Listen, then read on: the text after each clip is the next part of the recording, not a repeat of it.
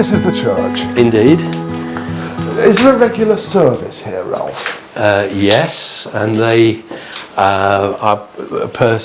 Percy will give you the full details on that. There's a Tixover. Oh, how lovely! Leaflet. Yes. And yes, so they have, as I say, no heating or lighting. Right. So Tree and Percy put the wood burner in not too long Oh, ago, hey, I see few it. years. Wow. So during the winter, then the congregation aren't freezing to That's death. a lovely touch, isn't it? And God. then, as I say, for the Harvest Festival and Nine Carols, they hang walking boards along with about 300 tea tree lights on. Oh, how lovely. I bet it's magical. Indeed, it just brings such a different feel to it. And so we're coming through. I can't believe in what good condition it still is. But this is due to Percy and Tree. Is it really? Oh, very much. Keeper of the keys. Oh, wow. So this is where I was drawn to sit and received the prayer. Just here? Yes, exactly there. Can you read it for us? Ralph, would you mind? I can, but my reading glasses. Let's try I've got those. two different strengths. That is my strength. Okay, so the Tixover prayer.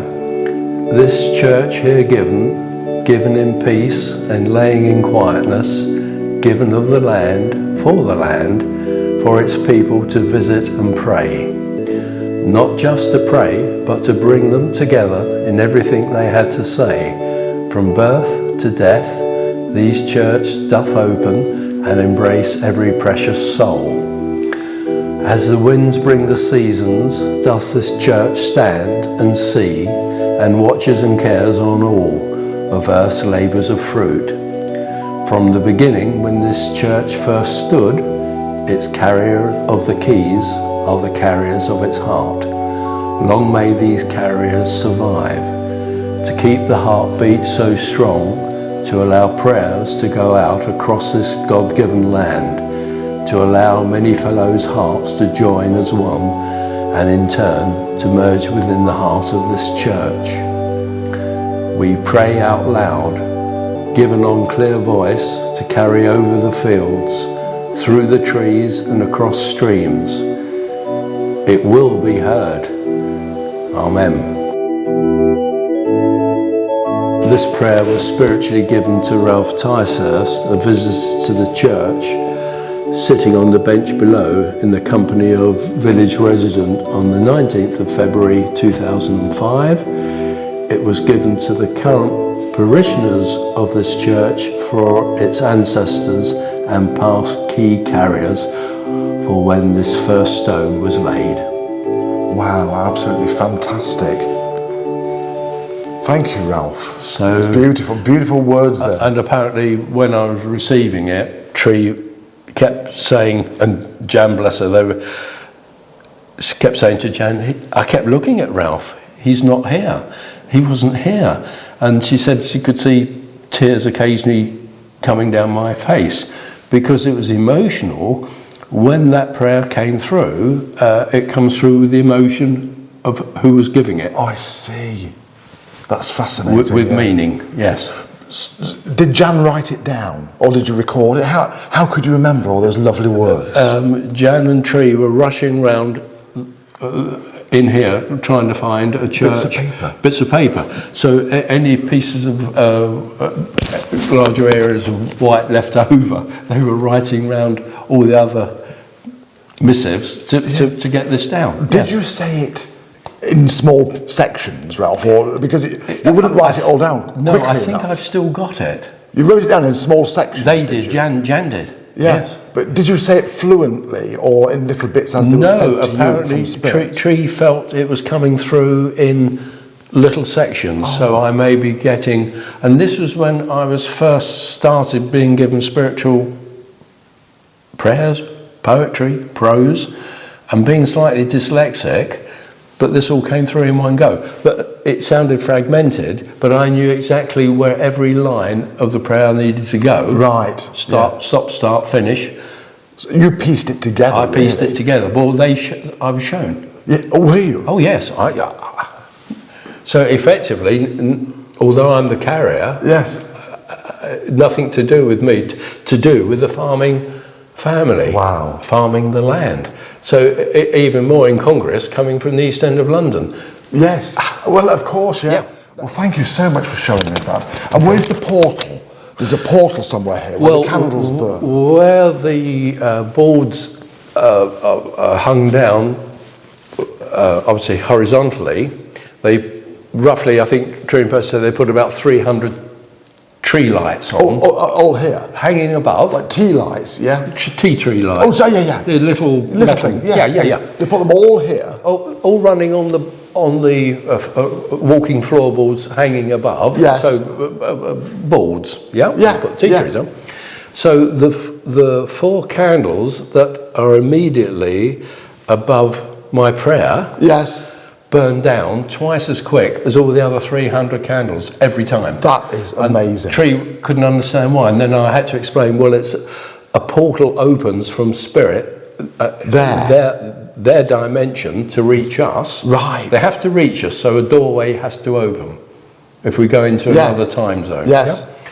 And so, although it's a portal is a spiritual door, there's still a draft because it's coming from one dimension to another. Wow. Hence the 4 candles burn down twice as quick. And that's where you were directed by Spirit to sit. Yes. When you received these beautiful words. This was the first time I came in this church. Jan loved her churches, so we came in, we sat down, and I said, "Oh, Jan, quick, get a pen, pencil. Oh, don't start. Don't start." Yeah. And so Tree and Jan were rushing round. Tree will tell you that part of the story. Yeah. Like demented idiots, trying to find a pen, a leaflet with enough white left on it to write the prayer. It's a lovely story. Thanks, Ralph. So there we are, yes. Yeah. Let's just look at some of the architecture while we're here, shall we? Yes.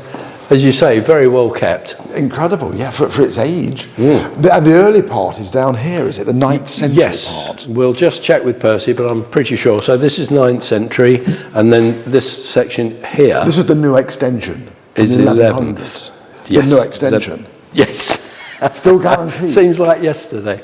It's still guaranteed by the builder. Absolutely. Don't hold your breath. And this is is it a baptism type? Waterway? Yes. So christening or... Yes? Yeah. And I think they've just had all the organ refurbished. Gosh. I think Mick George, who's a businessman and does... Yes. I think he put something like £70,000, £80,000 towards it. I believe so. How interesting. But I will verify that. How amazing of him.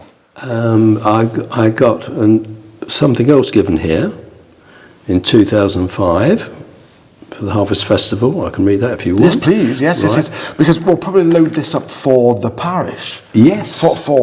Yes. Why not? Yeah. So 19th of September 2005, we were asked to come to a Harvest Festival, and as soon as we were in here, I said to Jan, "Oh, get the pen out. Oh, for goodness sake, Ralph. Congregation." Yeah, bless her. So in turn, while sitting receiving the festival service, this was given to me again as we were giving the church service. So, in solemnity we stand, in gratitude we feel. We take the time to kneel, and the resplendence of the church we feel. We now offer this year's labours and fruits of the land, giving this year's harvest offerings and thanks, giving thanks and prayers to give peace to this land. Stand and reflect, stand and look on this blessed land. Blessed are the folks who work on her, blessed are the folks who work with her. Blessed are we. Amen. Beautiful. And then, so that was the Tixover prayer. Do people ever recite this in the church? The Tixover prayer that's on the wall is often used. Wow, that's amazing. And Tree says everyone that comes to the church, they all comment on the prayer. Gosh. What a prose? What is a prose? I've at Belvoir Castle. I got picked up this chap who went through the first battle at Belvoir Castle, and the fear he went through. And actually they used it on a TV programme in America. Gosh. There was a battle at Belvoir Castle, was there? Oh yes. The first Cavalier battle between the Roundheads and the Cavaliers. Oh my goodness, I didn't know that. We were having dinner at the castle with the Duke and Duchess, we were sitting there, and I said, Jan realised, Jan being Jan, we've given this prose, so telling a story, and on part of it is the thud of cannon, and Jan said, Ralph, they may not even had cannon then. And I said, I don't know. I just say what I'm given. Yes. Oh, I said, it's all right for you, but we're having dinner with the Duke and Duchess. You're going to show them this prose. Yes. What if they're... And I said, well, what it is what it is. I trust. Yes. So she said, okay. And the Duke is into antique armaments. Is this the old Duke? No, the current the new Duke. Right. David Manners, yeah. Right, yes. And he's an expert on a lot of antique warfare, if you like. Right, yes. All the weapons they used. Is he? And he said, oh, this is the first time that cannon was used in the battle. And Jan went,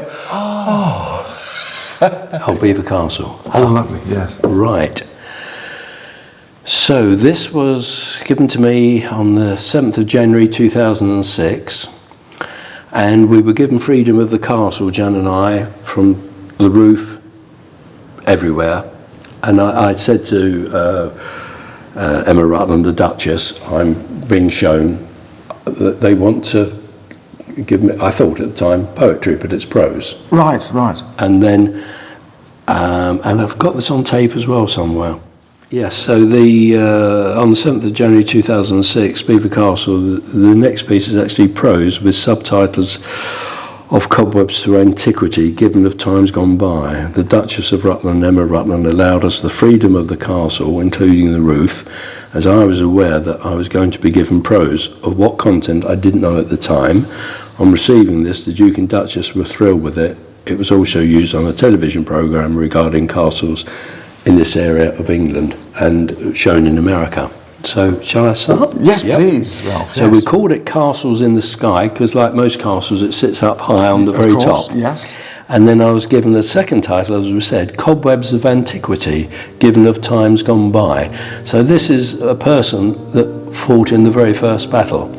As these castles have stood the test of time and will stand as proudly in future time, now in time we pass back to the first day when the first piece of wood and stone was laid at Belvoir of the castle, built on high to give sound and strong views of land and estates and of enemies that may draw nigh. On lazy days the castle would sit quietly soaking the sun, whereby the evening sun was set red on stone, allowing this castle to glow like a candle in the sky. Then withstand the ravages of winter and snow, stormy hail and sleet, but still stand strong. When in times of uncertainty the call to battle came, and the workers of its heart and the castle gathered around to secure its people, and from them to stand as one against the foe. To do battle on this day, this November day, we stand in freezing cold. Snow and ice playing on the ground, we hear, we see, the sound of voice, of trumpet, of horse and hoof and metal. This in turn sends shivers through the body and the brain goes cold. We prepare for the onslaught to come. We stand and wait in the fog. The mist descends around the castle, leaving us with an eerie silence and the mind racing with what is to come. Then, suddenly, upon us we hear the roar of cannon, a sharpening hiss, an exploding thud, sending splinters of wood and shards of stone cascading and falling upon us. I hear the smell of fear that men as arms are taken to put behind us. The clash of steel, the yell, the shout of command, the shout and scream of brain as limbs and body are torn. The blood flows even in this icy moment, not just of weather but of state of mind. But we fight, true of heart and knowing that this battle must be ours to be won. If not, one dare not think of any other way.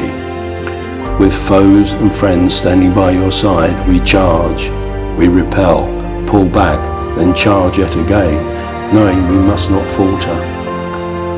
The noise of battle, the noise of pain, come back to one until this battle is won, as so yet again are able to set this castle its right of standing, giving and offering peace to its subjects.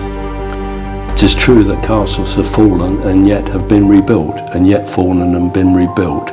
This legacy for the castles that stand and sit in the sky will move and stay with its people in perpetuity, as this castle from its conception to its present day will stand and be seen by the people as a symbol of strength and fortitude given to this holy land.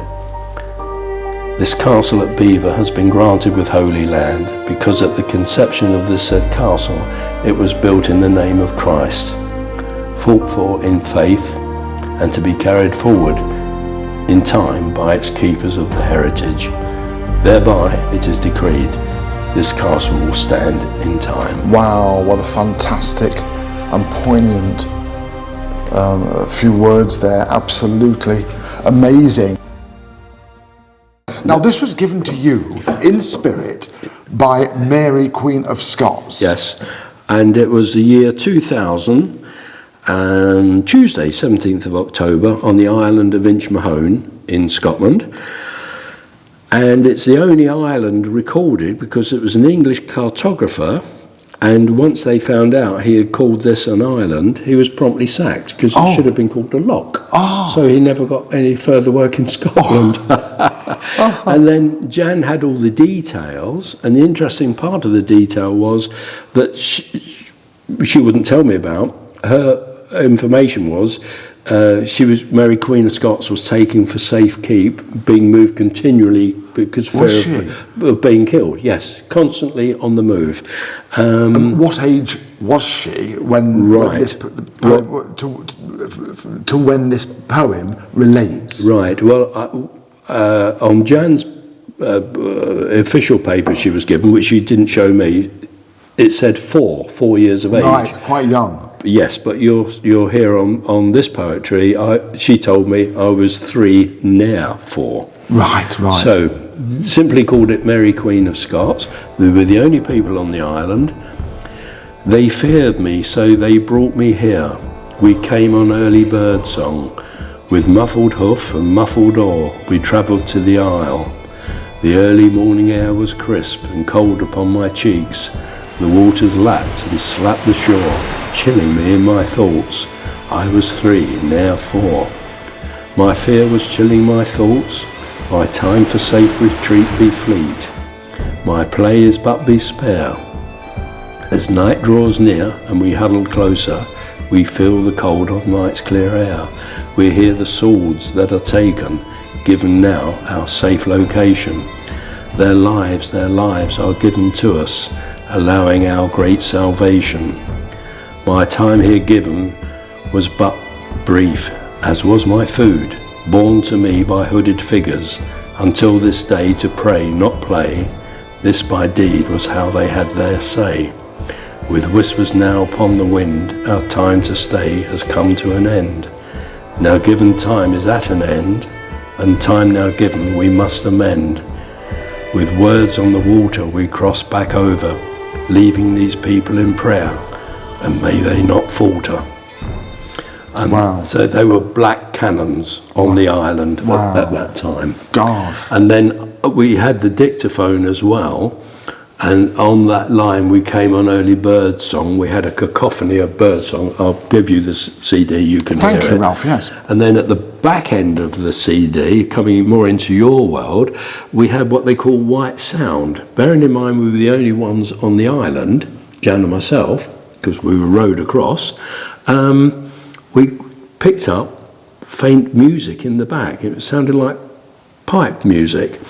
And again, Jan's eldest son, also Phil, he put it on his computer, and he's a musician as well, and he said, no, they're definitely octaves. Did he? So we had music playing, but we were the only ones there. It was ghost music? Ghost music, yeah. So they call it, I think they call it white noise. Yeah, yeah. So when you were talking about the bird song, yes, birds started tweeting up. Oh, a cacophony of bird song just erupted. Just for that second or Just two? On the CD? On that line. Gosh. Now, all right, they're birds, you can make what you like of it, but yes, that's the only part they've come in with that power. Wow. And then we got the music at the back.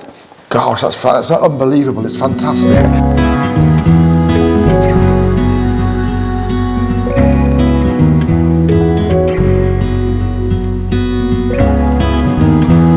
Right, well, thank you very much for joining us. You've seen the video. Obviously, it's down to you to try and make your mind up whether you think it was all genuine from spirit world or whether something else is the explanation. I believe it was from spirit world. No one else could have possibly have had the passion and the knowledge of being Beaver nearly 400 years ago. And Mary Queen of Scots, only she could have known what it was feeling like going across, being rowed by monks to the island of Inchmahone. So make your own mind up what you think, but there's one thing for sure, and that's I promise you, Ralph is not a poet. I can promise you that. Thanks for watching.